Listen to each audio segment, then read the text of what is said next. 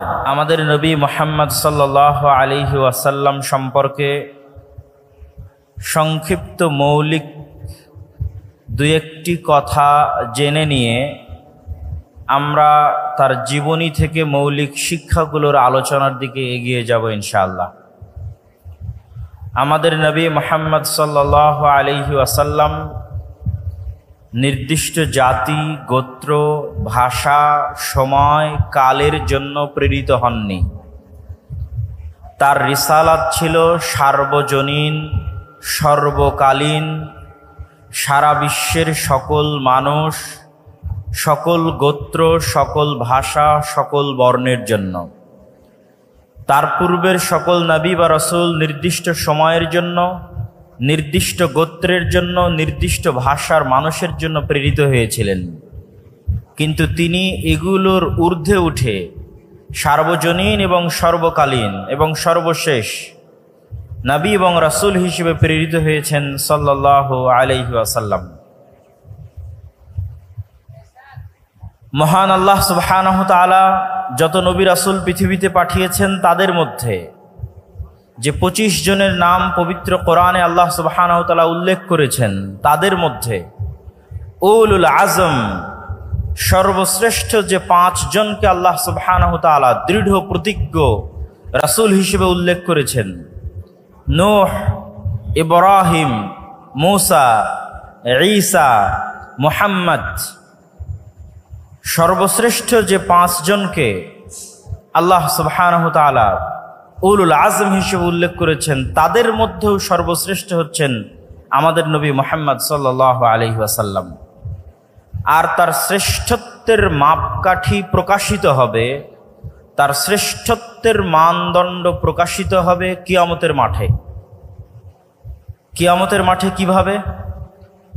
আমরা যখন আজানের শেষে যে দোয়া পাঠ করি, সেই দোয়ায় আমরা বলি, হে আল্লাহ, আপনি মুহাম্মদ সাল্লাল্লাহু আলাইহি ওয়াসাল্লামকে মাকাম মাহমুদ দান করুন। সেই মাকাম মাহমুদ কি? মাকাম মাহমুদ হচ্ছে কিয়ামতের মাঠে আল্লাহ সুবহানাহু ওয়া তাআলা বিচারই শুরু করবেন না।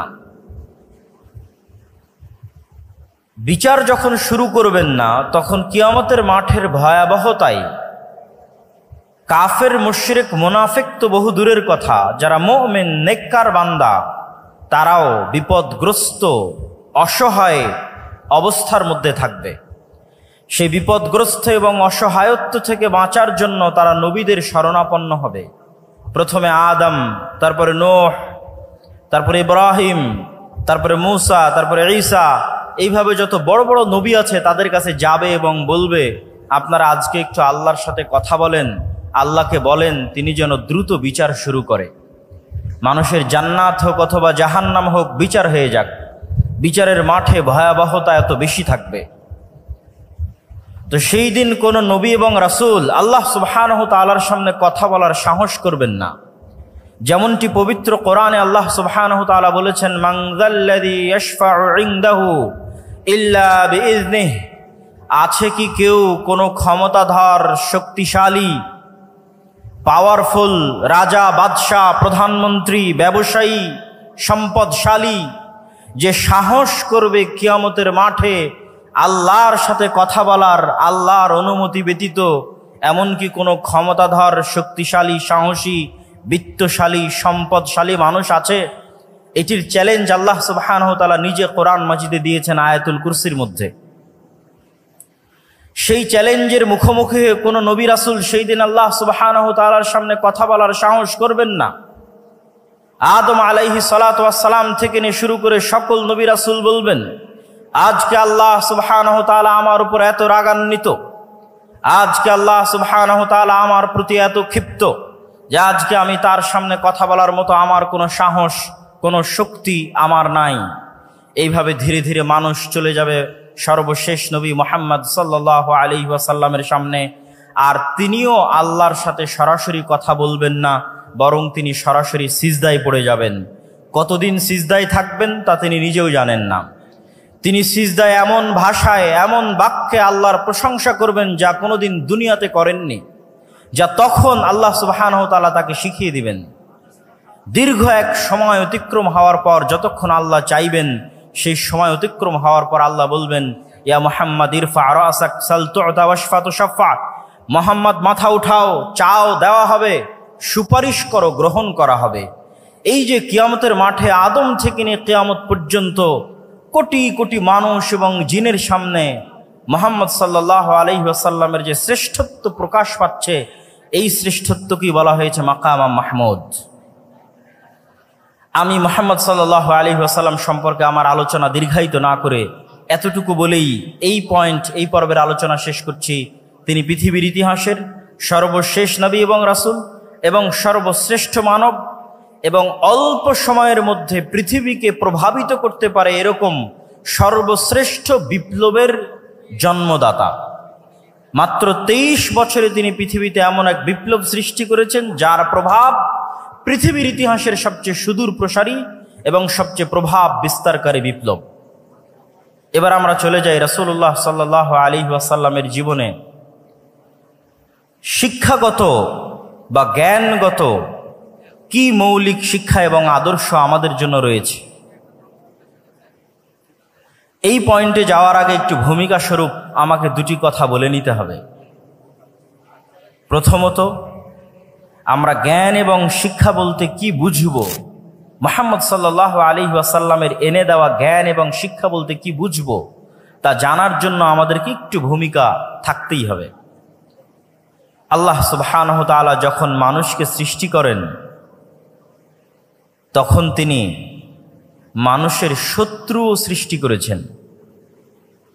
একটা গেমিং সফটওয়্যার যখন ডেভেলপ করা হয় তখন সেখানে যেমন নায়ক থাকে তেমনি এনিমি বা শত্রু থাকে।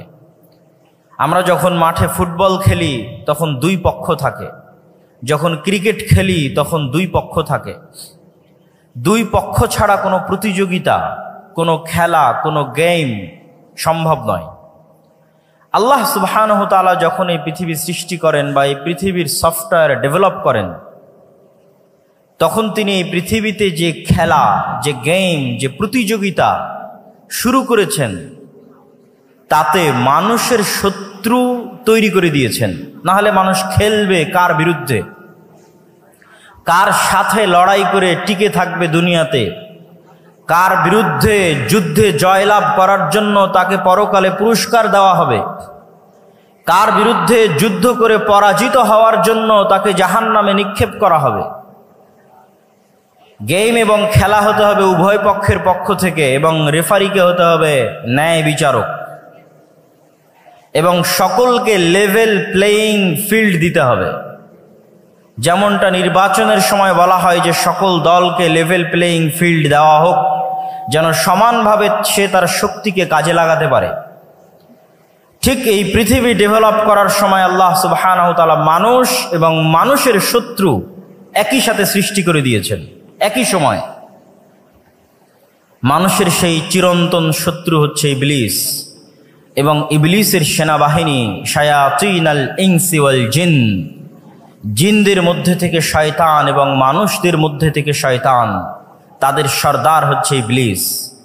তাদের সাথে চিরন্তন যুদ্ধ আল্লাহ সুবহানাহু ওয়া তাআলা শুরু করে দিয়েছেন মানুষের। আপনি পবিত্র কোরআনের প্রথম থেকে নিয়ে শেষ পর্যন্ত অধ্যয়ন করেন, আল্লাহ সুবহানাহু ওয়া তাআলা আপনার শত্রু হিসেবে কাকে চিহ্নিত করছেন। যে আপনার গীবত করে, অপবাদ দেয়, আপনার জমি জায়গা দখল করে নিয়েছে তাকে, যে ইসরায়েল ফিলিস্তিনে মুসলমানদেরকে হত্যা করছে তাকে, যে ব্রাহ্মণ্যবাদী কট্টরপন্থী যারা মুসলমানদের উপর অত্যাচার করছে তাকে। জি না, আল্লাহ সুবহানাহু ওয়া তাআলা পবিত্র কোরআনে বারবার মানুষের জন্য শত্রু হিসেবে চিহ্নিত করেছেন শয়তানকে। ইন্নাশ শাইতানা লাকুম আদুউম মুবিন, শয়তান তোমাদের জন্য চিরন্তন এবং চিরস্থায়ী শত্রু। এই জন্য আপনি যখন কোরআন তেলাওয়াত করতে যান তখন আল্লাহ সুবহানাহু ওয়া তাআলা আপনাকে শিখিয়ে দিয়েছে যে কোরআন তেলাওয়াতের পূর্বে তুমি বলো আউযু বিল্লাহি মিনাশ শাইতানির রাজিম, যে হে আল্লাহ আমি বিতাড়িত শয়তান থেকে পরিত্রাণ চাচ্ছি। শয়তানের অস্তিত্ব কতটা বাস্তব, শয়তান মানুষের কতটা ভয়ঙ্কর শত্রু, যে কোরআনের তেলাওয়াত পর্যন্ত শুরু হচ্ছে শয়তান থেকে পরিত্রাণ চেয়ে।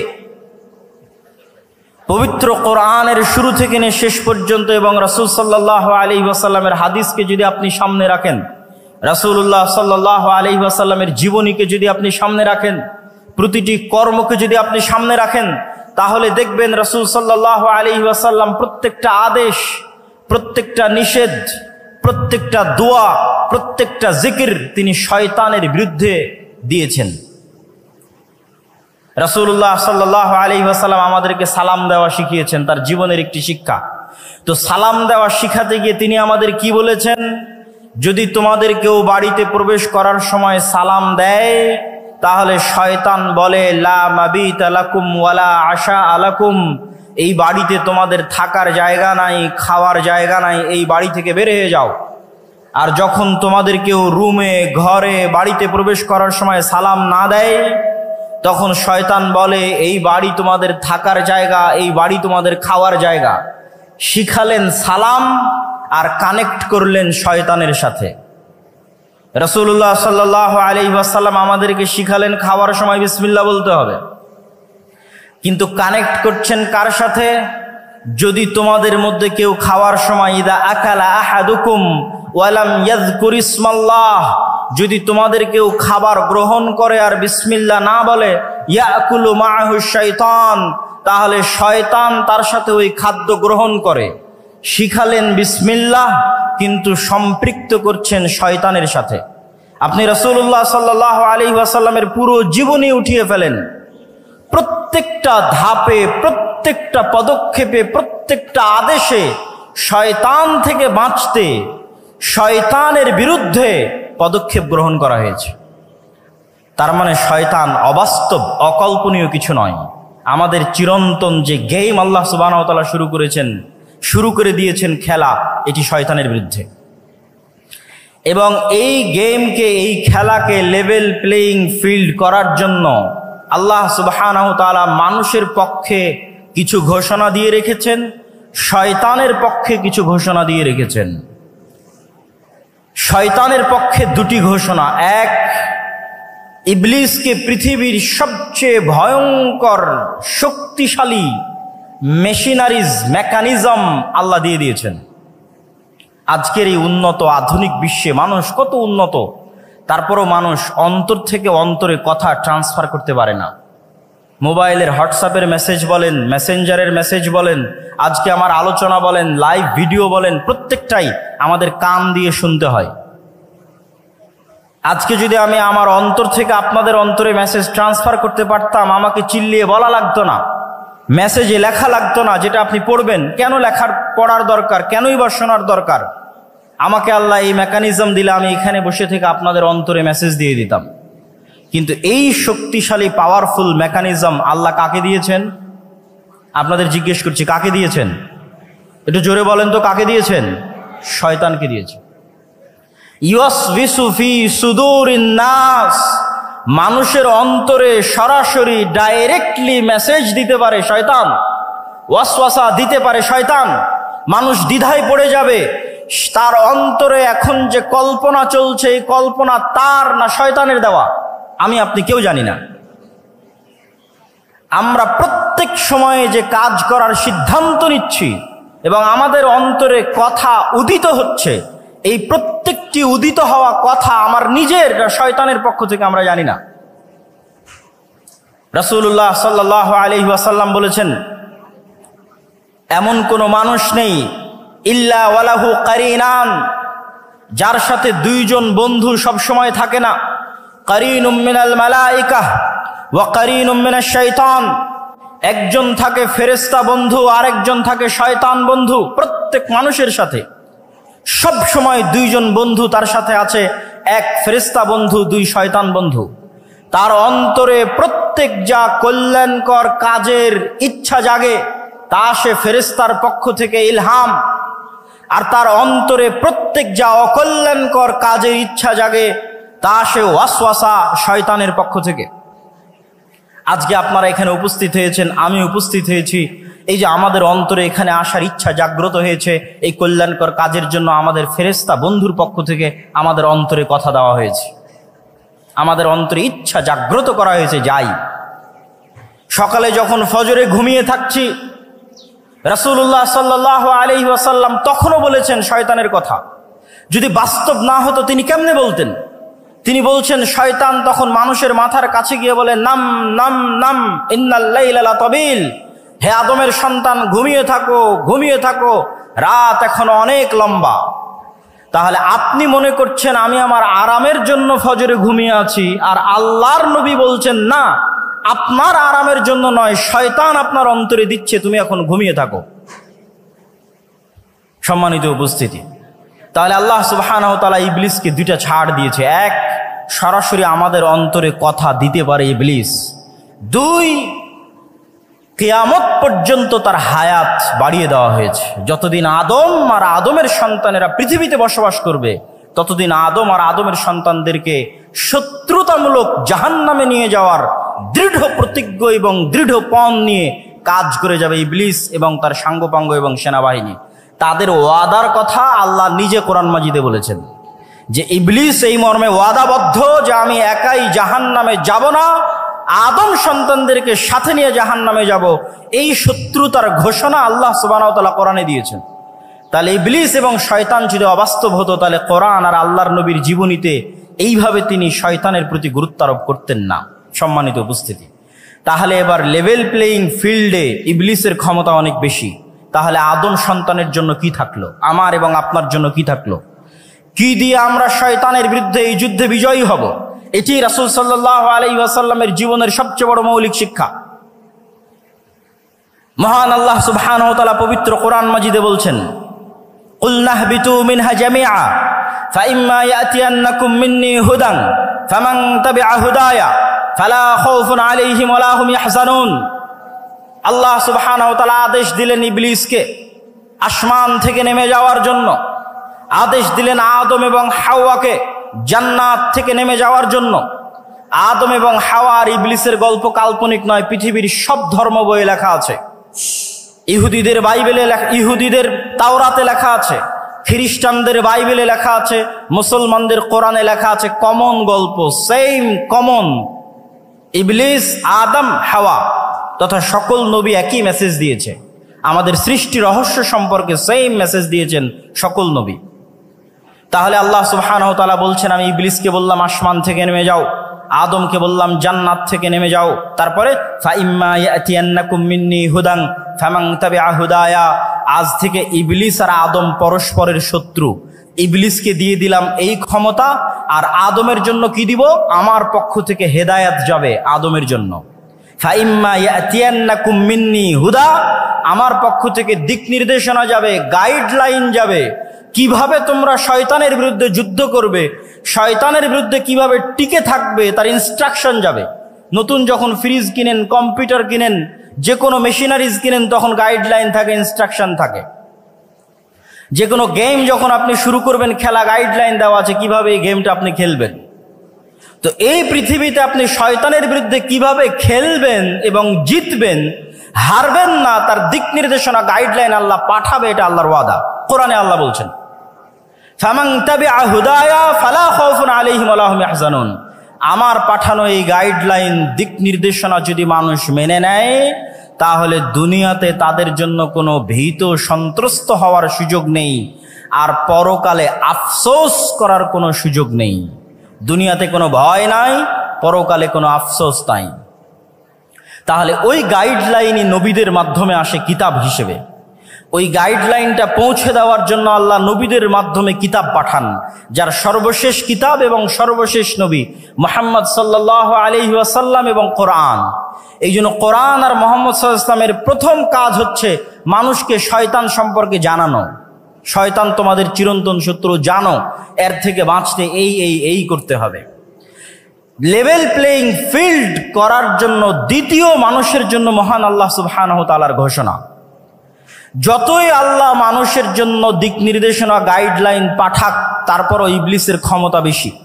ইবলিশ সরাসরি আমার অন্তরে মেসেজ দিতে পারে, আমরা ধোঁকা খেয়ে যাই, মনে করি এটা আমার ইচ্ছা, অতএব চলো আমি এখন গান শুনবো, অতএব চলো এখন অবৈধ রিলেশনশিপে ব্যস্ত হব। যে কোনো অন্যায় কাজ, সেই অন্যায় কাজে আমি মনে করি আমার শান্তি, আমার আনন্দের জন্য করছি, কিন্তু আসলে ইবলিশ দিচ্ছে। এইটার জ্ঞান কয়জনের কাছে আছে?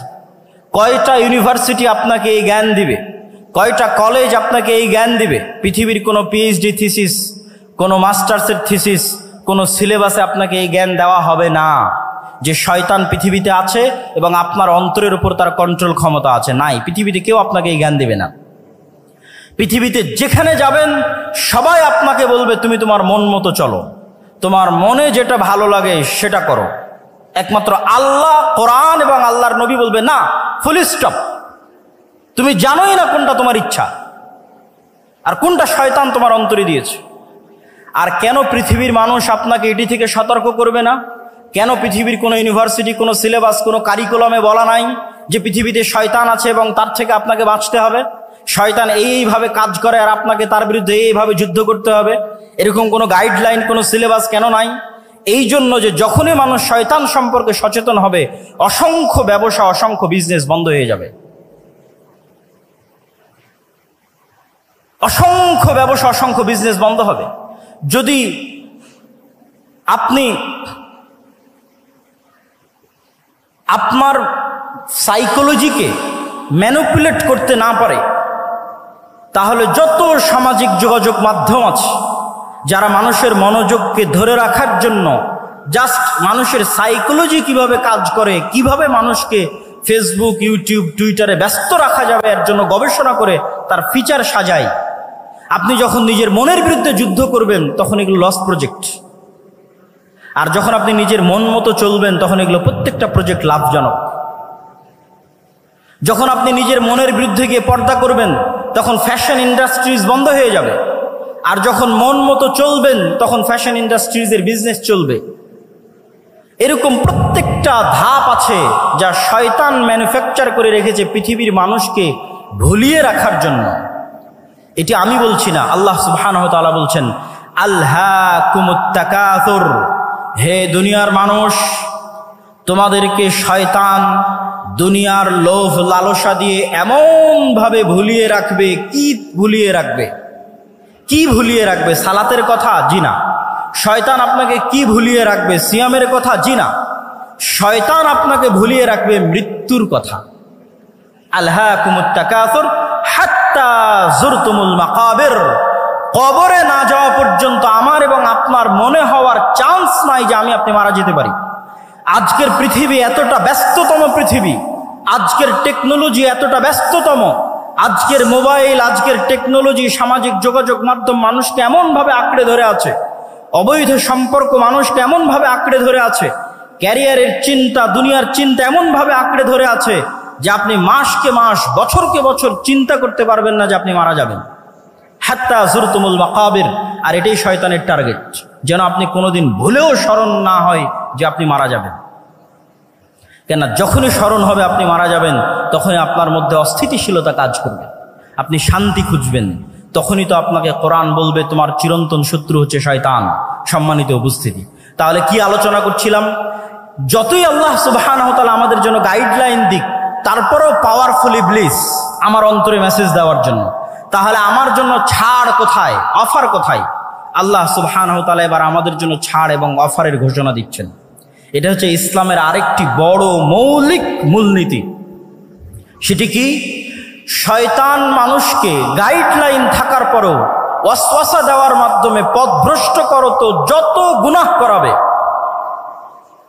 যত গুনাহ করাবে, যত ভয়ঙ্কর থেকে ভয়ঙ্কর গুনাহ হোক না কেন, শিরকের মতো গুনাহ হোক, হত্যার মতো গুনাহ হোক, জেনা ব্যভিচারের মতো গুনাহ হোক, যত বেশি পরিমাণে গুনাহ হোক না কেন, আসমান জমিন ভর্তি গুনাহ হোক না কেন, আল্লাহ সুবহানাহু ওয়া তাআলার পক্ষ থেকে মানুষের জন্য অফার শয়তানের বিরুদ্ধে যাওয়ার জন্য, শয়তানকে পরাজিত করার জন্য।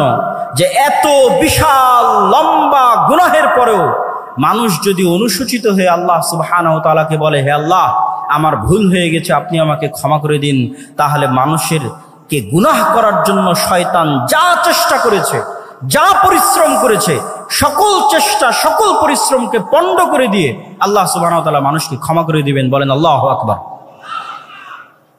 এই একটা অফার দিয়ে মানুষ জান্নাতে চলে যাবে, কিন্তু মানুষকে ক্ষমা তো চাইতে হবে। ইসলামে এমন কোনো গুনাহ নাই যেই গুনাহের ক্ষমার রাস্তা আল্লাহ সুবহানাহু ওয়া তাআলা দেননি। ইসলামে ক্ষমার অযোগ্য কোনো অপরাধ নাই। হ্যাঁ, তবে শ্বাস থাকা পর্যন্ত। আপনি মৃত্যুবরণ করলেন কিয়ামতের মাঠে, তখন শুধু একটা গুনাহ ক্ষমা হবে না, সেটা শিরক। যা আমি আসব যে ইসলামের সবচেয়ে বড় মৌলিক শিক্ষার একটি হচ্ছে তাওহীদ এবং শিরক না করা। আসবো ইনশাল্লাহ ধীরে ধীরে। তাহলে জীবদ্দশায় যতক্ষণ নিঃশ্বাস আছে ততক্ষণ এমন কোনো অপরাধ নাই যেই অপরাধ ক্ষমার অযোগ্য আল্লাহর দরবারে। প্রত্যেকটা অপরাধ ক্ষমার যোগ্য হতে মানুষকে ক্ষমা চাইতে হবে। যদি মানুষের সাথে সম্পৃক্ত অপরাধ হয় তো মানুষের কাছে ক্ষমা চাইবে। যদি মানুষের হক মেরে নেওয়া সংক্রান্ত অপরাধ হয় তো মানুষের হক আদায় করে দিবে। যদি আল্লাহর সাথে সম্পৃক্ত গুনাহ হয় তো আল্লাহর কাছে ক্ষমা চেয়ে নিবে। এই ক্ষমা চাওয়ার মাধ্যমে সেই ইবলিসকে পরাজিত করবে। কিন্তু ইবলিস আপনার অন্তরে ভয় দিবে। ইবলিসের একটা বড় বিজনেস হচ্ছে মানুষকে দারিদ্রতার ভয় দেখায়, মানুষকে নিরাশা করে। লা তাকনাতু মির রাহমাতিল্লাহ। ইবলিস আপনাকে ভয় দেখাবে আপনি অনেক বড় গুনাহগার, আপনি ক্ষমা চাইতে পারেন না, আল্লাহর দরজা আপনার জন্য বন্ধ হয়ে গেছে। আপনার অন্তরে হতাশা সৃষ্টি করবে। এটাই শয়তানের বিরুদ্ধে যুদ্ধ, যে ইসলামে কোনো হতাশা নাই। আপনি গুনাহগার যত বড়ই হন না কেন, আল্লাহ সুবহানাহু ওয়া তাআলার কাছে ক্ষমা চাইলে আল্লাহ ক্ষমা করে দিবে। এবং ইসলামে দারিদ্রতারও কোনো ভয় নাই। সেই পয়েন্টগুলো তো আমি আসবো ইনশাআল্লাহ। তাহলে শয়তানের এই আলোচনা থেকে এতটুকু কি পরিষ্কার হলো যে নবী এবং রাসূলকে পাঠানো হয়েছে, কোরআনকে পাঠানো হয়েছে মানুষকে একটা গাইডলাইন দেওয়ার জন্য, শয়তানের বিরুদ্ধে যুদ্ধ করার জন্য। কিন্তু এই জ্ঞান, এই যে গাইডলাইনের যে জ্ঞান, শয়তানের অস্তিত্বের যে জ্ঞান, এই জ্ঞানগুলো একসময় পৃথিবী থেকে উঠে যাবে এবং মানুষ পশুতে পরিণত হয়ে যাবে। রাসূলুল্লাহ সাল্লাল্লাহু আলাইহি ওয়াসাল্লাম বলছেন, ইন্নাল্লাহা লা ইয়াকবিদুল ইলমা ইনতিজাআন ইয়ানতাজিউহু মিনাল ইবাদ ওয়ালাকিন ইয়াকবিদুল ইলমা বিকবদিল উলামা।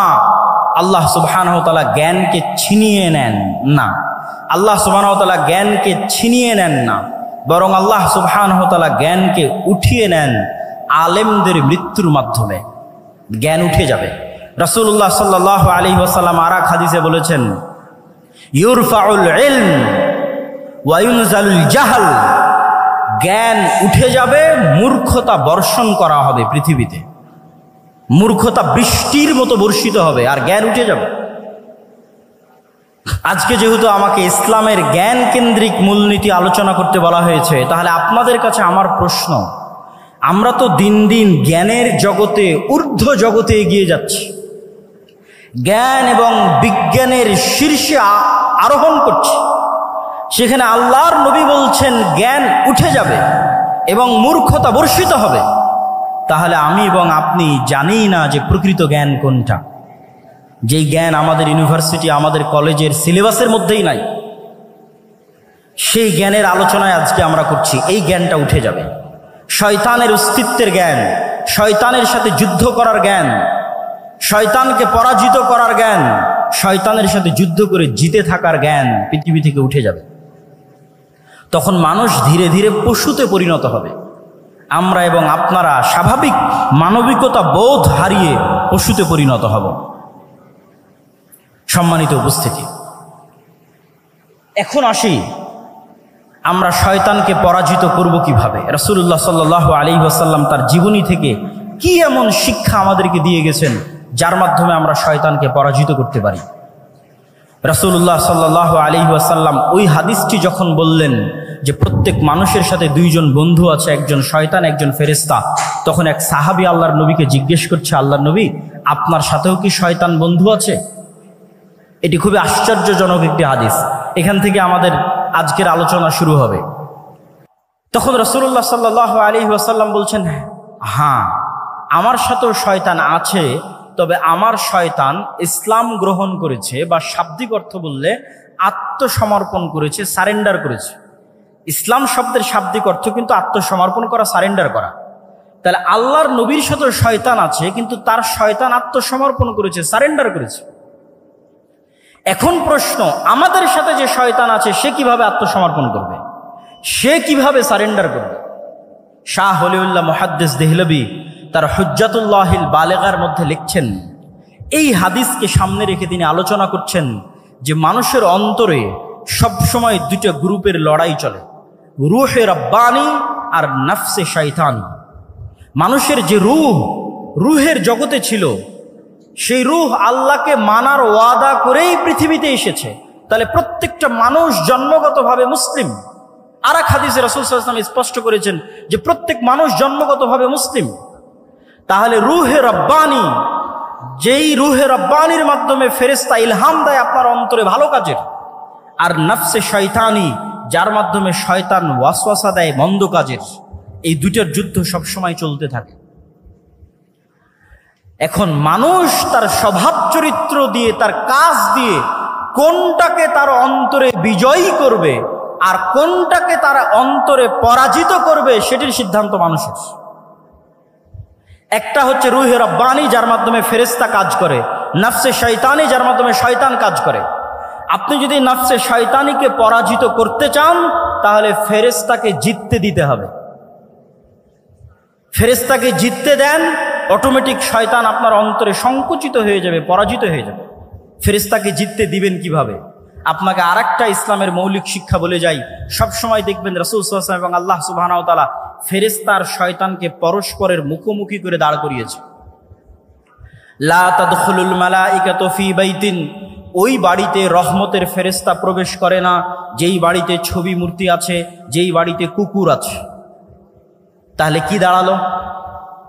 ফেরেশতারা কি সবসময়? ফেরেশতারা হচ্ছে লা ইয়ামাসসুহু ইল্লাল মুতাহহারুন, ফেরেশতারা সবসময় পবিত্র থাকে। তাহলে কি দাঁড়ালো? ফেরেশতা ছবি মূর্তি পছন্দ করে না, ফেরেশতা কুকুর পছন্দ করে না, ফেরেশতা সবসময় পবিত্র থাকে। আর এক হাদিসে রাসূল সাল্লাল্লাহু আলাইহি ওয়াসাল্লাম বলছেন, মা মিন মাউদিউ শিবরিন, আসমানের এমন কোনো এক বিঘত জায়গাও খালি নাই, ইল্লা, যেই জায়গায় এমন কোনো ফেরেশতা নাই যে হয় সিজদারত আছে, না হয় রুকুরত আছে, না হয় আল্লাহ সুবহানাহু ওয়া তাআলার তাসবিহ এবং তাহলিল পাঠরত আছে। সুবহানাল্লাহি বিহামদিহি সুবহানাল্লাহিল আযীম, আল্লাহ সুবহানাহু ওয়া তাআলার বড়ত্ব এবং মহত্ব বর্ণনা করা অবস্থায় আছে। তাহলে সারমর্ম দাঁড়াচ্ছে, আপনি যদি ফেরেশতাকে জিততে দিতে চান, তাহলে ফেরেশতার স্বভাব আপনার মধ্যে বেশি বেশি নিয়ে আসতে হবে। আপনি আজকে থেকে প্র্যাকটিক্যাল বাস্তবায়ন করেন, থিওরি তো বললাম, প্র্যাকটিক্যাল বাস্তবায়ন করেন। আপনি এখন থেকে উঠে গিয়ে কোনো সময় অপবিত্র হবেন না, কেননা ফেরেশতা অপবিত্র নয়, পবিত্র। যখনই আপনার অজু ভাঙবে তখনই অজু করবেন, যখনই ফরজ গোসল হবে তখনই গোসল করবেন, তথা আপনি সব সময় পবিত্র থাকতেছেন। মানে আপনার অন্তরে আপনি রূহে রব্বানি, ফেরেশতা শক্তিকে বিজয়ী হওয়ার সুযোগ করে দিচ্ছেন। আর আপনার অন্তরে অটোমেটিক শয়তান তখন সংকুচিত হয়ে যাবে, পলাতক এবং পরাজিত হয়ে যাবে। ওই যে আল্লাহর নবী বলল, আমার শয়তান আত্মসমর্পণ করেছে, আপনার শয়তান আত্মসমর্পণ করবে। আপনি ছবি মূর্তি থেকে দূরে সরে যান, আপনি তাসবিহ এবং তাহলিল পাঠ করেন, জিকির এবং আযকার করেন, এগুলো ফেরেশতার স্বভাব। তখন আপনার অন্তরে রূহে রব্বানি বিজয়ী হবে। আর যদি আপনি মনে করেন আপনি আপনার অন্তরে ফেরেশতাকেই পরাজিত করবেন আর শয়তানকে বিজয়ী করবেন, তাহলে বেশি খেতে হবে, বেশি ঘুমাতে হবে, বেশি অপবিত্র থাকতে হবে। এই জন্য যারা শয়তানের গোলাম হয়, যারা শয়তানের দাস হয়, প্রকৃত অর্থে যারা শয়তানের ইবাদত করে, তাদের ইনস্ট্রাকশনের মধ্যে দেওয়া থাকে তাকে অপবিত্র থাকতে হবে। টানা 40 দিন গোসল অজু কিছুই করা যাবে না। যেখানে পেশাব পায়খানা করবে ওখানেই খাদ্য গ্রহণ করতে হবে, যাতে মানুষকে তার মনুষ্যত্বের জায়গা থেকে নিচে নামানো যায়। মানুষকে আল্লাহ সর্বশ্রেষ্ঠ সৃষ্টি হিসেবে সৃষ্টি করেছে। মানুষকে তার মনুষ্যত্বের জায়গা থেকে নিচে নামানোর জন্যই LGBTQ। ফেরাউন মানুষত্বের জায়গা থেকে নিচে নামে কেন? ফেরাউন পুরুষ ছিল, অহংকারের কারণে কাফের হয়ে গেছে, কিন্তু আর মনুষ্যত্বের জায়গা থেকে নিচে নামেন। নমরুদ কাফের ছিল, মুশরিক ছিল। আবু জাহাল, আবু লাহাব কাফের মুশরিক ছিল, কিন্তু মানুষ ছিল। মানুষত্বের জায়গা থেকে, পৌরুষত্বের জায়গা থেকে নিচে নামেন। কিন্তু শয়তান আমাকে এবং আপনাকে চায়, বর্তমান পৃথিবী চায় বর্তমান পৃথিবীর গ্লোবাল সিস্টেম চায় যে মানুষ তো শয়তানের শিক্ষা, শয়তান সম্পর্কে জানুক, এটা তো বহু দূরের কথা। মানুষ যেন শয়তানের গোলাম হতে হতে তার স্বাভাবিক যে চাল চরিত্র আছে সেটি থেকেও যেন নিচে নেমে যায়। এই জন্য আপনাকে যেমন অপবিত্র থাকার প্রতি শয়তান উৎসাহিত করবে, ঠিক তেমনি আপনি পুরুষ আছেন অথচ আপনাকে কল্পনা করতে বলা হবে যেন আপনি নারীর মতো কল্পনা করেন। এটি আপনাকে স্বাভাবিক মানুষ থেকে নিচে নামিয়ে দিবে, ফেরাউনের চেয়ে জঘন্য করে দিবে, আবুল আহাব আবু জাহালের চেয়ে জঘন্য করে দিবে। তখন আপনি শয়তানের পরিপূর্ণরূপে গোলাম হয়ে যাবেন। সম্মানিত উপস্থিতি, তাহলে আমরা আলোচনা করছিলাম যে রাসূলুল্লাহ সাল্লাল্লাহু আলাইহি ওয়াসাল্লাম আমাদেরকে শয়তান থেকে বাঁচার জন্য কি করতে হবে? আমার অন্তরে, আমিও পারবো আমার অন্তরে নাফসে শয়তানিকে আত্মসমর্পণ করাতে আমার রুহে রব্বানি ফেরেশতা স্বভাবের সামনে। আর আমি যদি চাই আমি শয়তানকে বিজয়ী করতে পারবো আমার অন্তরে, তখন আমি পরিপূর্ণরূপে শয়তানের গোলাম হয়ে যাব। ইসলামের শিক্ষার সারমর্ম এটি যে আপনাকে শয়তানের বিরুদ্ধে যুদ্ধ করতে হবে। এবং শয়তানের বিরুদ্ধে যুদ্ধ করতে গিয়ে ইসলামের মৌলিক শিক্ষাগুলোর যদি আমি সারমর্ম করি, তার একটি বড় শিক্ষা হচ্ছে তাওহীদ, আরেকটি বড় শিক্ষা হচ্ছে সালাত। তাওহীদ এবং সালাত কিভাবে শয়তানের বিরুদ্ধে যুদ্ধ করে আপনাকে আমি দেখাই। তাওহীদ হচ্ছে ইসলামের মৌলিক বিশ্বাস, যা প্রচার করতে পৃথিবীতে সব নবী রাসূল এসেছে, যা প্রচার করতে কোরআন এসেছে, যা প্রচার করতে মুহাম্মদ সাল্লাল্লাহু আলাইহি ওয়াসাল্লাম এসেছেন। সেটি কি? আমার এবং আপনার অন্তরে এককভাবে, অদ্বিতীয়ভাবে শুধুমাত্র একটি সত্তারই জায়গা হবে, তিনি হচ্ছেন আল্লাহ সুবহানাহু ওয়া তাআলা। তিনি রব হিসেবে একক, ইলাহ হিসেবে একক এবং অদ্বিতীয়, নাম এবং গুণাবলীতে একক এবং অদ্বিতীয়। রব হিসেবে একক এবং অদ্বিতীয় পৃথিবীর সবাই মানে, ইহুদি, খ্রিস্টান, বৌদ্ধ, হিন্দু সবাই আল্লাহকে রব হিসেবে একক এবং অদ্বিতীয় মানে যে আল্লাহ সৃষ্টিকর্তা, আল্লাহ সুবহানাহু ওয়া তাআলা বৃষ্টি বর্ষণকারী, আল্লাহ সুবহানাহু ওয়া তাআলা পাহাড় নদী নালার প্রবাহিতকারী, স্থাপনকারী, আমার আপনার সৃষ্টিকারী সবাই মানে। কিন্তু আল্লাহ সুবহানাহু ওয়া তাআলাকে ইলাহ হিসেবে একক এবং অদ্বিতীয় কেউ মানে না, মুসলমানও মানে না। বহু মুসলিম আল্লাহকে রব হিসেবে একক এবং অদ্বিতীয় স্বীকার করলেও ইলাহ হিসেবে মানে না। ইলাহ মানে আপনার অন্তরের ভক্তি এবং শ্রদ্ধা, যতটুকু আপনার ভক্তি এবং শ্রদ্ধা আপনি করতে পারেন তার পুরোটাই, অন্য কাউকে দেওয়া বহু দূরের কথা। যতটুকু ভক্তি শ্রদ্ধা আছে ততটুকু আল্লাহ সুবহানাহু ওয়া তাআলার সামনে সমর্পণ করতে হবে। যতটুকু চাওয়ার আছে ততটুকু আল্লাহ সুবহানাহু ওয়া তাআলার সামনে চাইতে হবে। আপনি যদি আপনার অন্তরে আল্লাহর অস্তিত্ব ব্যতীত আর কোনো কিছুকে, ইট পাথরের কোনো খাম্বার সম্মানও যদি আপনার অন্তরে থাকে, ইট পাথরের তৈরি কোনো খাম্বার সম্মানও যদি আপনার অন্তরে থাকে, তাহলে আপনি আল্লাহর সামনে, আল্লাহর উলুহিয়াতের সামনে পরিপূর্ণ আত্মসমর্পণ করছেন না। সামগ্রিক বিধানদাতা হিসেবে আল্লাহ সুবহানাহু ওয়া তাআলার সামনে যদি আপনার আত্মসমর্পণ না থাকে, এমনকি ইবনুল কাইয়িম রাহিমাহুল্লাহ লিখছেন যে কোনো মানুষ যখন কোনো মেয়ের অন্ধ প্রেমে আসক্ত হয়, যদিও সেটা বউয়েরও হয়, স্ত্রীরও হয়, যে এমনভাবে প্রেমে আসক্ত যে তার স্ত্রী, তার প্রেমিকা যা বলে তাই শোনে, সেখানে আল্লাহর বিধিবিধানের ধার ধারে না, তখন সেও এক প্রকার শয়তানের গোলাম। তার অন্তর আল্লাহ সুবহানাহু ওয়া তাআলার উলুহিয়াত জায়গা করে নিতে পারেনি। তাহলে ইসলামের মৌলিক বিশ্বাসের একটি বড় বিশ্বাস হচ্ছে তাওহীদ। এই তাওহীদ যখন আপনার অন্তরে একবার প্রবেশ করবে, তখন এটা শয়তানের বিরুদ্ধে কেমনে যুদ্ধ করবে তা আপনাকে দেখাই। ইব্রাহিম আলাইহিস সালাতু ওয়াস সালাম একাই পৃথিবীতে, একক, সারা পৃথিবীর মানুষ তার বিরুদ্ধে, তিনি একক, তিনি একাই শয়তানের বিরুদ্ধে যুদ্ধ করছেন। তো এই একাই শয়তানের বিরুদ্ধে যুদ্ধ করতে গিয়ে তিনি যে টিকে আছেন, তার অন্তরের এই শক্তি কোথায় থেকে আসে? তার অন্তরের এই শক্তি আসে তাওহীদের উপর পূর্ণ বিশ্বাসের কারণে। যেই মুমিন 100-তে 100 শতভাগ তাওহীদে বিশ্বাসী, সে পারমাণবিক বোমার চাইতেও শক্তিশালী। ইব্রাহিমের মতো, ইব্রাহিমকে আগুনে নিক্ষেপ করে দেওয়া হয়েছে, কিন্তু তার বিশ্বাস থেকে তিনি টলেননি। তার কনফিডেন্স লেভেল কোন পর্যায়ের থাকতে পারে, আত্মবিশ্বাস কোন শীর্ষ চূড়ায় থাকতে পারে যে তাকে আগুনে নিক্ষেপ করলেও তিনি টলেননি। আমাদেরকে কি করা হয়? তাওহীদের প্রতি বিশ্বাস দুর্বল করো তো আমাদেরকে হেজিটেশনে ফেলে দেওয়া হয়, দ্বিধায় ফেলে দেওয়া হয়। নতুন প্রজন্ম দিন মানতে পারে না কেন? হেজিটেটেড থাকে, ফ্রাস্ট্রেশনে থাকে, হতাশায় থাকে, দ্বিধায় থাকে। আমি যদি দাড়ি রাখি মানুষ কি বলবে? আমি যদি সালাত আদায় করি সমাজ কি বলবে? আমি যদি শুধু এই চাকরি ছেড়ে দিই তাহলে খাবো কি? এই যে প্রত্যেক পয়েন্টে হেজিটেশন, এগুলো আসে কেন? তাওহীদের প্রতি বিশ্বাস দুর্বল থাকার কারণে। তাওহীদের জ্ঞান যার মধ্যে আছে, যে আল্লাহর একত্ববাদ এবং অদ্বিতীয়ত্ব সম্পর্কে পরিপূর্ণ জ্ঞান অর্জন করেছে, তার অন্তর শয়তানের বিরুদ্ধে সবচেয়ে বেশি শক্তিশালীভাবে যুদ্ধ করতে পারবে। তার অন্তর সবচেয়ে কনফিডেন্ট থাকবে তার দ্বীনের উপর, তার বিশ্বাসের উপর। আজকের পৃথিবীতে ইহুদিরা ভ্রান্তির উপরও আমাদের চাইতে বেশি কনফিডেন্ট,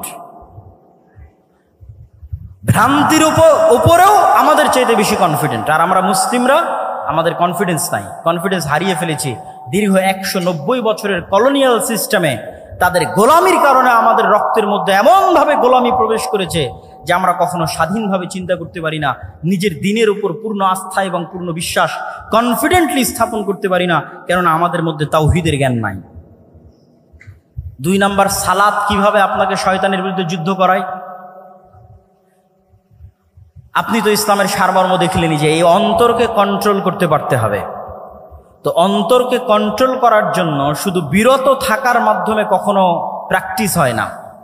আপনি সেনাবাহিনীতে জয়েন করলে কঠোর পরিশ্রমের মাধ্যমেই আপনাকে সেনাবাহিনীর র্যাঙ্কিং বাড়াতে হবে।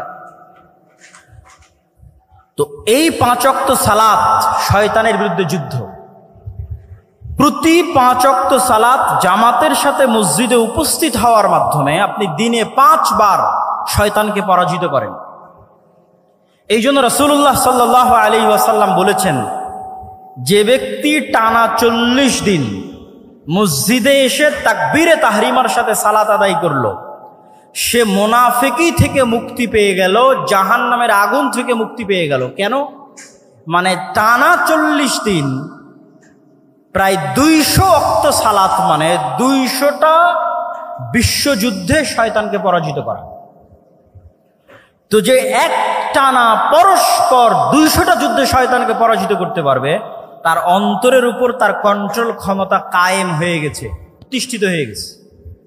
ওই যে রাসূল সাল্লাল্লাহু আলাইহি ওয়াসাল্লামের শয়তান আত্মসমর্পণ করেছে, আপনার শয়তান আত্মসমর্পণ করে ফেলেছে। কেননা 200টা যুদ্ধে আপনি তাকে পর পরাজিত করেছে। তাহলে সালাত হচ্ছে শয়তানের বিরুদ্ধে সবচেয়ে বড় যুদ্ধ। এই জন্য সালাতকে এত শক্তিশালীভাবে ইসলামে একটি মাত্র কাজ দেওয়া আছে, আর কোনো কাজ দেওয়া নাই। কেন বলছে আর কোনো কাজ দেওয়া নাই? হজ যার টাকা আছে তার জন্য, যাকাত যার টাকা আছে তার জন্য, রমজান কোথায়? বছরে একবার। আর কি এমন ফরজ আছে যা আপনাকে করতে বলা হয়েছে? আপনি খুঁজে বের করেন কোরআন এবং হাদিস থেকে আপনাকে কোনো একটা কাজ ফরজ হিসেবে করতে বলা হয়েছে, করতেই হবে এমন। বিরত থাকার তো অনেক কিছুই আছে, এটা করা যাবে না, এটা করা যাবে না। হ্যাঁ, ড্যাফোডিল ইউনিভার্সিটিতে ভর্তি হলেও তো অনেক কিছু আছে, এটা করা যাবে না। কিন্তু ক্লাসে যদি না যান তাহলে কি কাজ? আপনি ড্যাফোডিল ইউনিভার্সিটির সকল নিয়ম কানুন মেনে নিলেন, সন্ধ্যা 5টার মধ্যেই ফিরে আসতে হবে, আরো যত নিয়ম কানুন আছে, কিন্তু ক্লাসেই গেলেন না। আপনি তো ভর্তি হয়েছেন ক্লাসে যাওয়ার জন্য। তো ইসলামের বাকি সব কিছু যদি আপনি মেনে নেন, কিন্তু আপনি তো এখানে এসেছেনই সালাত কায়েম করার জন্য, সালাত প্রতিষ্ঠা করার জন্য, কেন এটাই শয়তানের বিরুদ্ধে যুদ্ধ। সম্মানিত উপস্থিতি, ইসলামের সারমর্ম বলতে গিয়ে আমরা যে পয়েন্টগুলো তুলে ধরছি, তার মধ্যে ইসলামের মৌলিক শিক্ষা বলতে গিয়ে তার মধ্যে 1 নাম্বার আমরা শয়তানের বিষয়টি তুলে ধরেছি। 2 নাম্বার শয়তানের বিরুদ্ধে যুদ্ধ করতে গিয়ে তাওহীদের কি ভূমিকা সেটি তুলে ধরলাম। 3 নাম্বার শয়তানের বিরুদ্ধে যুদ্ধ করতে গিয়ে সালাতের কি ভূমিকা সেটি তুলে ধরলাম। এবার আমরা আসি ইসলামের সামগ্রিক যে রূপটা আছে। ইন্নাদ-দীনা ইনদাল্লাহিল ইসলাম, Islam is a complete code of life. আমরা তো সবাই মুখস্থ, কিন্তু এটিকে আমরা বাস্তবে বুঝি যে ইসলাম হচ্ছে মানুষের সকল সামগ্রিক জীবনের বিধিবিধান, ব্যক্তি জীবন, পারিবারিক জীবন, সামাজিক জীবন, রাষ্ট্রীয় জীবন, প্রত্যেকটা জীবন, প্রত্যেকটা ধাপ কিভাবে চলবে তার পরিপূর্ণ দিক নির্দেশনা ইসলামে দেওয়া আছে। এই পরিপূর্ণ দিক নির্দেশনা সম্পর্কে আল্লাহ সুবহানাহু ওয়া তাআলা কোরআন মাজিদে বলেছেন, ওমাই ইয়াবতাগি গায়রাল ইসলামি দীনা, যে ব্যক্তি ইসলামের এই কমপ্লিট কোড অফ লাইফ থাকার পরে অন্য আর কোনো জীবন বিধান অনুসন্ধান করবে, তার পক্ষ থেকে সেটি গ্রহণ করা হবে না। আজকে নতুন করে বাংলাদেশে লালনবাদ, মানে ইসলাম যদি কমপ্লিট কোড অফ লাইফ আপনি মনে না করেন, তো আপনার কোনো না কোনো কিছু পূরণ করার জন্য কোনো না কোনো থিওরি লাগবে। রাষ্ট্র পরিচালনার জন্য গণতান্ত্রিক থিওরি লাগবে, ডেমোক্রেটিক্যাল অবকাঠামো লাগবে, ঠিক আরও অনেক কিছুর জন্য আরও অনেক কিছু লাগবে, সেগুলো বলতে চাচ্ছি না। কিন্তু আপনাকে বুঝতে হবে যে ইসলাম হচ্ছে একটি সামগ্রিক জীবন বিধান এবং পৃথিবীর সকল মানুষের জন্য, এবং পৃথিবীর সকল মানুষ আল্লাহ সুবহানাহু ওয়া তাআলার কাছে সমান। ইসলামের কাছে পৃথিবীর সকল মানুষ সমান, সাদা কালো, হিন্দু বৌদ্ধ খ্রিস্টান মুসলিম সকল মানুষ মানুষ হিসেবে সমান। আল্লাহ সুবহানাহু ওয়া তাআলা পবিত্র কোরআন মাজিদে বলছেন, ইয়া আইয়ুহান নাস ইন্না খালাকনাকুম মিন যাকারিন ওয়া উনসা, আমি তোমাদেরকে সৃষ্টি করেছি এক পুরুষ এবং এক নারী হতে, ওয়া জাআলনাকুম শুউবান ওয়া কাবাইলা, আর তোমাদেরকে জাতি গোত্রে ভাগ করে দিয়েছি। তাহলে সব মানুষকে আল্লাহ মানুষ হিসেবে সম্বোধন করেছেন, আদমের সন্তান হিসেবে সম্বোধন করেছেন। আল্লাহর নবী কি বলেছেন, ইয়া আইয়ুহান নাস, হে দুনিয়ার মানুষ, ইন্না রাব্বাকুম ওয়াহিদ, তোমাদের প্রতিপালক একজন, ওয়া ইন্না আবাকুম ওয়াহিদ, আর তোমাদের সকলের পিতা একজন। জো বাইডেনের পিতা আর ডক্টর ইউনূসের পিতা একজন। ইন্না আবাকুম ওয়াহিদ, তোমাদের সকলের পিতা একজন, তিনি হচ্ছে আদম। অতএব পৃথিবীর সকল মানুষ সমান, নো ডিসক্রিমিনেশন, কোনো বৈষম্য নাই আল্লাহ সুবহানাহু ওয়া তাআলার কাছে। ইসলামের কাছে কোনো বৈষম্য নাই। তাহলে ইসলামের যোগ্যতার মাপকাঠি কি? যেমন ছাত্ররা কোটার বিরুদ্ধে আন্দোলন করেছে, কোটা সংস্কার। ইসলামে কোনো কোটা সিস্টেম আছে নাকি জান্নাতে যাওয়ার জন্য? নাই। ইসলামের যোগ্যতার মাপকাঠি এমন যেটা সকলেই অর্জন করতে পারবে। ইন্না আকরামাকুম ইনদাল্লাহি আতকাকুম, তুমি কালো হও সাদা হও, তুমি টাকা পয়সাওয়ালা হও আর গরিব হও আর ধনী হও, যে লেভেলে থাকো না কেন, প্রধানমন্ত্রী হও আর রিক্সাওয়ালা হও, জান্নাতে যাওয়ার জন্য কোনো কোটা নাই। একটাই সিস্টেম যেটা প্রধানমন্ত্রীও আয়ত্ত করতে পারবে, রিক্সাওয়ালাও আয়ত্ত করতে পারবে, সেটা তাকওয়া, পরহেজগারিতা, আল্লাহ ভীরুতা। ওমাই ইয়াত্তাকিল্লাহ ইয়াজআল লাহু মাখরাজা ওয়া ইয়ারযুকহু মিন হাইথু লা ইয়াহতাসিব, আর যে ব্যক্তি আল্লাহকে ভয় করবে, আল্লাহ পৃথিবীতে চলার জন্য তার রাস্তা বের করেই দিবেন। যেভাবেই হোক, যেখান থেকেই হোক, তার রাস্তা আল্লাহ বের করবেনই করবেন। ওয়া ইয়ারযুকহু মিন হাইথু লা ইয়াহতাসিব, আর এমন জায়গা থেকে আল্লাহ তার রিজিকের ব্যবস্থা করে দিবেন যেখান থেকে সে নিজেও কল্পনা করতে পারে না। ওয়ামান ইয়াতাওয়াক্কাল আলাল্লাহ ফাহুয়া হাসবুহ, আর যে ব্যক্তি আল্লাহর উপর পূর্ণ আস্থা রাখে, আল্লাহ তার অভিভাবক হিসেবে যথেষ্ট। নি'মাল মাওলা ওয়া নি'মান নাসির, আর তিনি সর্বশ্রেষ্ঠ অভিভাবক। সম্মানিত উপস্থিতি, তাহলে এই আয়াত থেকে ইসলামের সারমর্ম কিন্তু আমাদের সামনে ফুটে উঠল। এবার আমি বলি, ইসলামের সফলতার মানদণ্ড কি? সফল তো হবেন তাকওয়া দিয়ে। সফলতার মানদণ্ড কি? তাকওয়া দিয়ে কি অর্জন করতে চান? আমাদের কাছে সাকসেসফুল কেরিয়ারের জন্য অসংখ্য মোটিভেশনাল স্পিকার আছে, স্পিচ আছে, কিন্তু ইসলামের দৃষ্টিতে সাকসেসফুল কেরিয়ার কোনটা? আল্লাহ সুবহানাহু ওয়া তাআলা কোরআন মাজিদে বলছেন, ফামান যুহজিহা আনিন নার ওয়া উদখিলাল জান্নাহ ফাকাদ ফাজ। সফল সেই, সাকসেসফুল কেরিয়ার তারই যে কিয়ামতের মাঠে দেখবে তাকে জাহান্নাম থেকে বাঁচিয়ে দেওয়া হচ্ছে এবং তাকে জান্নাতে প্রবেশ করার সুযোগ দেওয়া হচ্ছে। সে হচ্ছে সাকসেসফুল কেরিয়ারের অধিকারী। সফলতার মানদণ্ড হচ্ছে আমি জান্নাতে যেতে পারলাম কিনা, না আমি জাহান্নামে চলে গেলাম। সম্মানিত উপস্থিতি, আমি ইসলামের সামগ্রিক এবং সার্বিক একটি চেহারা আপনাদের সামনে তুলে ধরি। ব্যক্তি জীবনের আলোচনা হলো, পারিবারিক জীবনে ইসলাম দুটি জিনিস চায়। এক, বংশ সুরক্ষা করতে, মানুষ যেন তার পিতৃ পরিচয় হারিয়ে না ফেলে, এই জন্য জেনা সহ সকল অবৈধ সম্পর্ক নিষিদ্ধ করে দেওয়া হয়েছে। তালাকের যে লম্বা বিধিবিধান এগুলো দেওয়া হয়েছে মানুষের বংশনামা সুরক্ষা করার জন্য। সামাজিক জীবনে ইসলাম কি চায়? সামাজিক জীবনে ইসলাম চায় ন্যায় বিচার, সততা। রাষ্ট্রীয় জীবনে ইসলাম কি চায়? রাষ্ট্রীয় জীবনে সততা এবং ন্যায় বিচারের পাশাপাশি মানুষের 5টি অধিকার নিশ্চিত করতে চায়। আর সততা এবং ন্যায় বিচার ইসলামের সকল মূলনীতির সারমর্ম, যেটা দিয়ে আজকের বক্তব্য শেষ করে দিব। এতক্ষণ পর্যন্ত যা আলোচনা করলাম, যা আপনাদেরকে ইসলামের দর্শন, ইসলামের থিওরি বোঝানোর চেষ্টা করলাম রাসূল সাল্লাল্লাহু আলাইহি ওয়াসাল্লামের জীবনী থেকে, তার সারমর্ম লুব্বে লুবাব এক বাক্যে যদি শেষ করি, সেটি হচ্ছে সত্যবাদিতা, ন্যায়পরায়ণতা।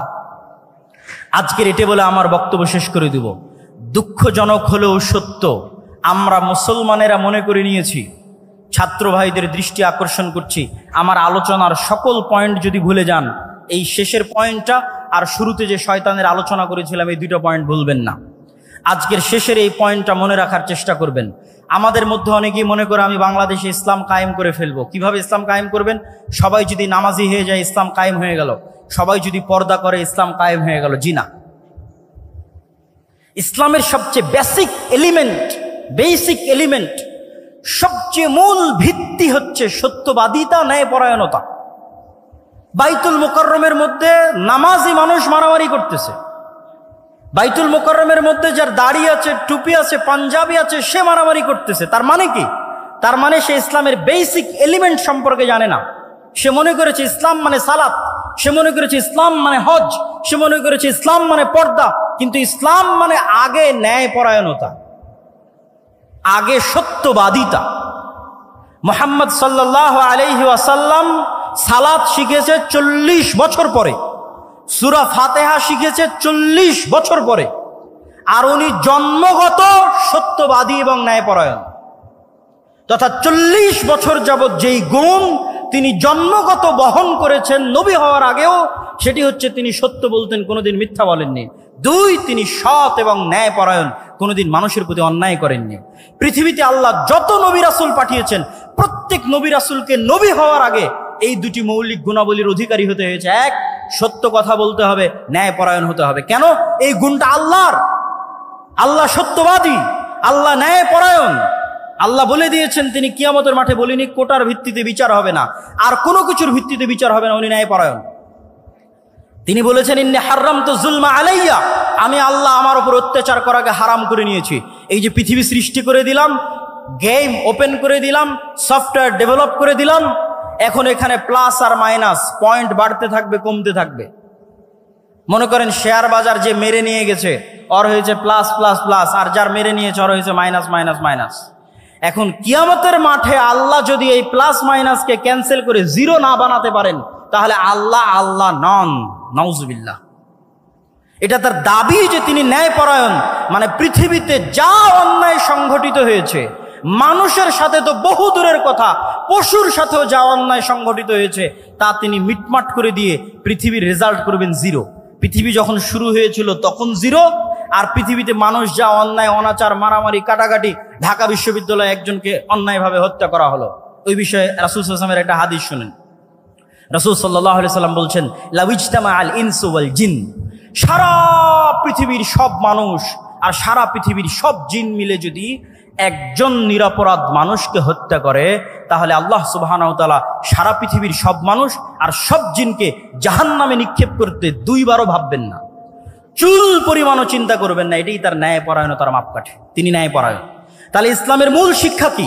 ইসলামের মূল সারমর্ম কি? সত্যবাদী হওয়া, ন্যায়পরায়ণ হওয়া।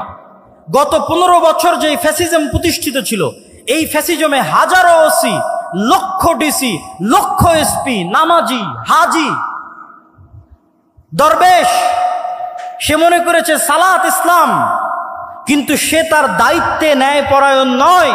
সে যে একজন ওসি হিসেবে সে ন্যায়পরায়ণ দায়িত্ব পালন করেনি। ডিসি, সচিব হিসেবে, এসপি হিসেবে, এসিল্যান্ড, সাব রেজিস্ট্রার তার পদের সাথে আমানতের খেয়ানত করেছে। অর্থাৎ সে ইসলাম বুঝে না। সে যতই সালাত আদায় করুক, যতই সিয়াম পালন করুক, সে বুঝে না ইসলাম কি। রাসূল সাল্লাল্লাহু আলাইহি ওয়াসাল্লাম বলেছেন, সাবআতু ইউদিল্লুহুমুল্লাহ ইয়াওমা লা দিল্লা ইল্লা দিল্লুহ, 7 শ্রেণীর মানুষকে আল্লাহ কঠিন কিয়ামতের মাঠে বিশেষ ছায়া দিবেন। তার 1 নাম্বার, আলেম নয়, হুজুর নয়, তাহাজ্জুদ গুজার নয়, পর্দাশীলা নয়, ইমামুন আদিল, যে তার দায়িত্বে ন্যায়পরায়ণ প্রিন্সিপাল, ওসি, ডিসি, প্রধানমন্ত্রী, প্রধান উপদেষ্টা, ন্যায়পরায়ণ সমন্বয়ক জান্নাতে যাবে। আরেকজন তাহাজ্জুদ গুজারের পূর্বে, আরেকজন সালাত আদায়কারীর পূর্বে। ন্যায়পরায়ণতা হচ্ছে ইসলামের সবচেয়ে বড় মাপকাঠি। অতএব ছাত্র ভাইদের উদ্দেশ্যে আমার উদাত্ত আহ্বান থাকবে, আমার উদাত্ত ডাক থাকবে যে ইসলামের সকল শিক্ষা যদি আমরা ভুলে যাই, এই 2টা মৌলিক শিক্ষার উপর যদি আমরা একটা প্রজন্ম তৈরি করতে পারি। ফ্যাসিজম টিকে ছিল কিভাবে? তাদেরকে অন্যায়, তাদের মেরুদণ্ড সোজা নয়, তারা অন্যায় করেছে। আপনি সারা বাংলাদেশে মেরুদণ্ড সোজাওয়ালা সৎ ন্যায়পরায়ণ ওসিডিসি এসপি দেন, ক্ষমতায় যে আসুক না কেন দেশ সুন্দর চলবে। তো এসিডিসি এসপি কারা হবে? আপনারাই হবে। আপনারা শিখেন ইসলামের মূল শিক্ষা, সৎ এবং ন্যায়পরায়ণ হওয়া, এবং টাকার কাছে, কোনো চাপের কাছে মাথা নত না করা। এটাই শয়তানের বিরুদ্ধে যুদ্ধ। সম্মানিত উপস্থিতি, বক্তব্যের বিষয় ছিল অনেক কঠিন। আমি হয়তো পুরো বিষয়টার উপর আপনাদেরকে ইসলামের পুরো সারমর্ম বা সামারি হয়তো আপনাদের সামনে পরিপূর্ণরূপে তুলে ধরতে পারলাম না। তারপরও যতটুকু চেষ্টা করেছি, তুলে ধরার চেষ্টা করেছি। আল্লাহ সুবহানাহু ওয়া তাআলা আমাদের সকলকে আল্লাহ সুবহানাহু ওয়া তাআলার এই একমাত্র মনোনীত দ্বীনের উপর টিকে থাকার এবং এই দ্বীনের উপর মৃত্যুবরণ করার এবং যেটা প্রকৃত সফলতার মানদণ্ড, সেই জান্নাতে প্রবেশ করার তৌফিক দান করুক। আল্লাহুম্মা আমিন। ওয়া আখিরু দাওয়ানা আনিল হামদুলিল্লাহি রাব্বিল আলামিন। আসসালামু আলাইকুম ওয়া রাহমাতুল্লাহি ওয়া বারাকাতুহু।